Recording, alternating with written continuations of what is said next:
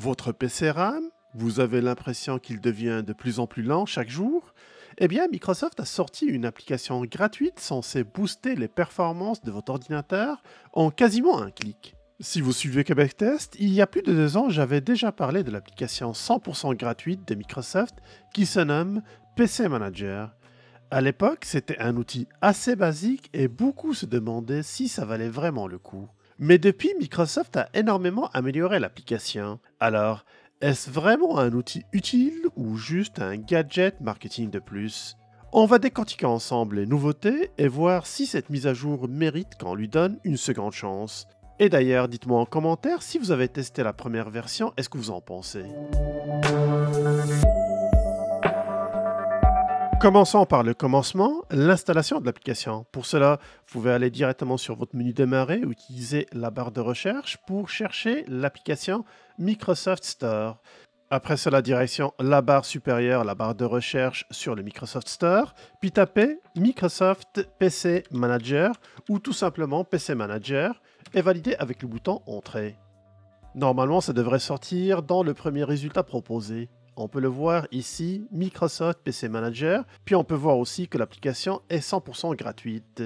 Cliquez dessus si vous voulez découvrir à quoi ça a l'air l'application et si vous voulez aussi lire sa description. Sinon, si vous voulez l'installer, cliquez tout simplement sur le bouton Obtenir. L'installation se fait d'une manière qui est très transparente, vous n'avez pas besoin d'intervenir et cela dépendra évidemment de votre connexion Internet, mais en général, cela se passe en dessous d'une minute.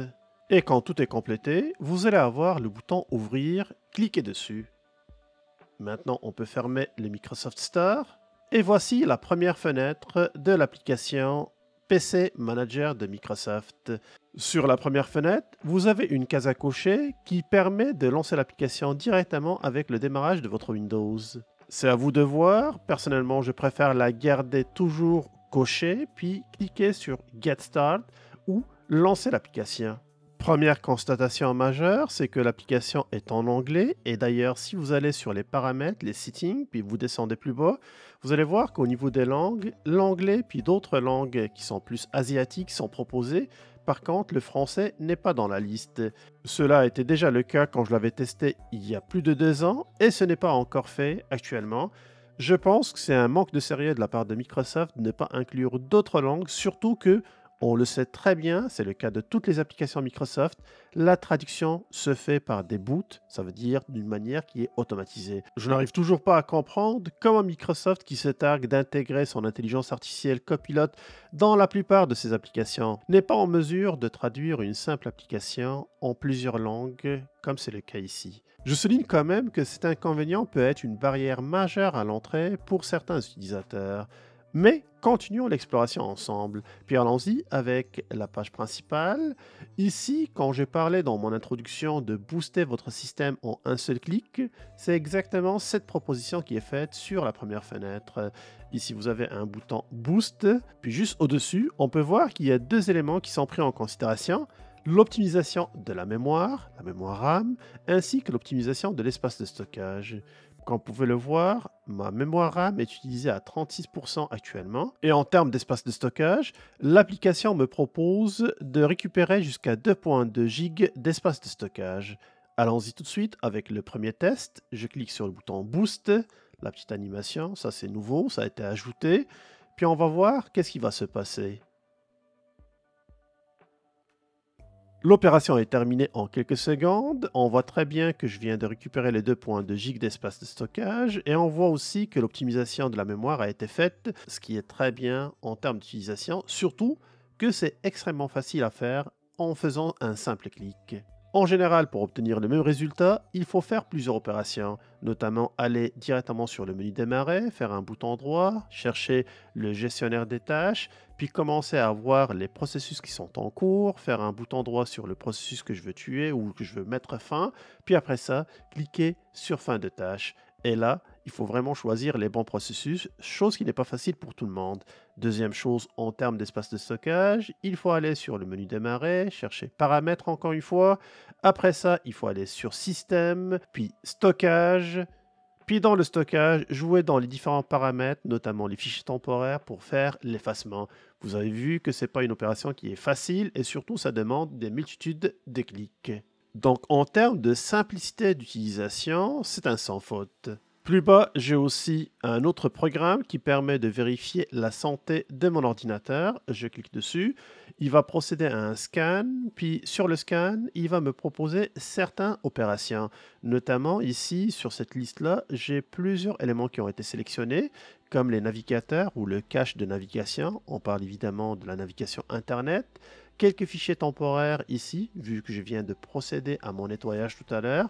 Ils ne sont pas très nombreux. Et j'ai aussi plusieurs fichiers qui sont listés dans mes fichiers récents. Et parmi les recommandations aussi qui sont faites plus bas, j'ai aussi l'application Everything, que elle consomme beaucoup de données mémoire et qui me propose de désactiver. Personnellement, je garde tout le temps cette application activée pour la simple raison, elle me permet de faire des recherches rapides sur mon ordinateur.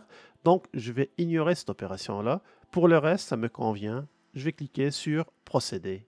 Et c'est quasiment instantané. Cela est fait. Je valide avec le bouton Done.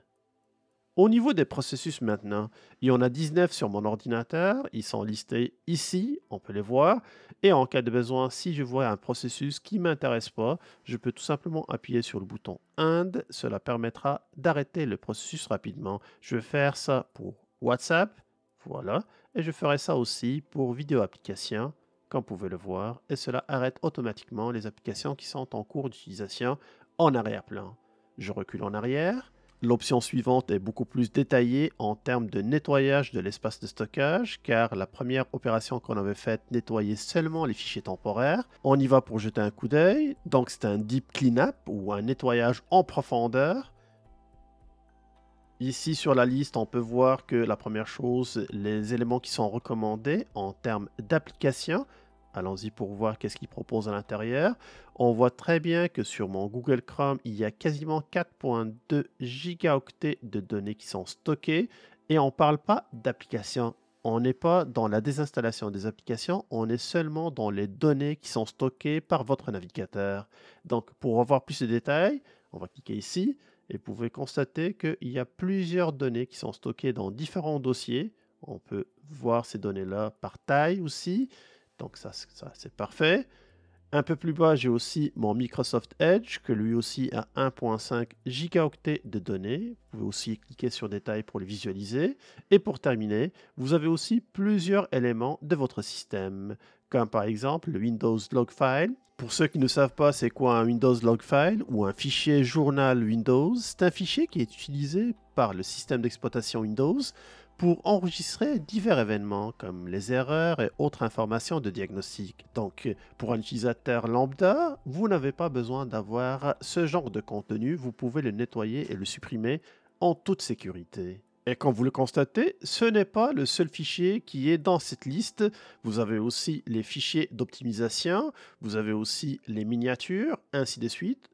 Tous ces éléments-là peuvent être supprimés et nettoyés en toute sécurité. C'est pour cela que cet utilitaire est très intéressant car d'habitude, on n'ose pas aller jouer dans ces paramètres-là. C'est pour cela, pour n'importe quel utilisateur qui est plus traditionnel, vous pouvez utiliser ce processus pour faire votre ménage. Tout simplement garder les options recommandées. Vous allez faire déjà pas mal de ménage sur votre ordinateur.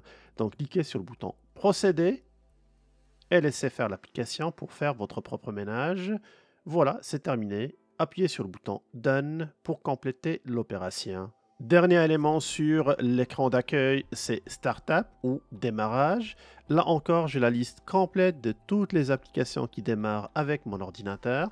Cela est semblable à ce qu'on retrouve ici en faisant un bouton droit sur le menu Démarrer, Gestionnaire des tâches, puis après ça en cherchant Démarrage ici ou application de démarrage. Cependant, vous pouvez bien constater que c'est beaucoup plus simple de les voir ici au lieu de faire plusieurs étapes pour aller le chercher dans la fenêtre de gestionnaire des tâches. Donc ici, j'ai une liste complète de toutes les applications qui démarrent avec mon Windows. Passez à travers, regardez ceux que vous ne souhaitez pas garder au démarrage de votre ordinateur, puis désactivez-les. Ici, encore une fois, il me suggère de arrêter le Everything. Cependant, comme j'ai dit, c'est une application que j'utilise personnellement beaucoup pour faire mes recherches sur mon disque. Je sais que ça consomme de la mémoire et que ça peut affecter mon démarrage, mais je le fais en connaissance de cause. C'est pour cela que je vais la garder. Pour le reste, mon démarrage, selon moi, est déjà optimisé. Je n'ai pas besoin de procéder à des modifications. Je reviens maintenant sur l'écran d'accueil et vous avez constaté qu'on vient de faire le tour quasi complet, et je dis bien quasi complet, car ici plus haut, vous avez aussi un petit bouton qui est pas mal caché, Set Smart Boost. En d'autres termes, paramétrez votre optimisation intelligente. Je vais cliquer dessus. La première option que je vous recommande d'ailleurs d'activer permet de lancer le PC Manager et le nettoyage automatique dès qu'il détecte qu'il y a un haut usage de la mémoire RAM ou s'il constate que vous avez plus de 1 gigaoctet de fichiers temporaires stockés sur votre disque. Un peu plus bas, vous avez aussi la possibilité de créer vos propres raccourcis. Sinon, pour le reste, vous n'avez pas grand-chose à faire sur cette fenêtre-là, la fenêtre de Setting ou la fenêtre de paramètres. Regardons maintenant le second onglet, Protection. Ici, la première chose qui nous interpelle, c'est le bouton de scan qui permet de lancer un scan rapide en termes de virus sur votre ordinateur. On va cliquer dessus rapidement. Et là, vous constatez que c'est l'application Sécurité Windows qui se lance par défaut et qui commence à faire le scan sur votre ordinateur. Aucun virus n'a été détecté, donc je peux fermer l'application. Plus bas, vous avez le Windows Update ou les mises à jour de Windows. Cliquez dessus, puis après ça, cliquez sur Vérifier maintenant. Et comme vous pouvez le voir, j'ai par exemple des propositions de mise à jour pour les pilotes que je peux lancer directement, puis mettre à jour à partir de la même fenêtre. Chose que je trouve vraiment très intéressant car je n'ai pas besoin d'ouvrir 3-4 fenêtres différentes pour pouvoir faire les opérations d'entretien de mon ordinateur. Voilà, comme vous pouvez le voir, l'installation a été faite d'une manière qui est transparente encore une fois. Je recule en arrière, puis toujours dans l'onglet Protection. La troisième option, toujours dans Protection, permet de choisir les applications par défaut.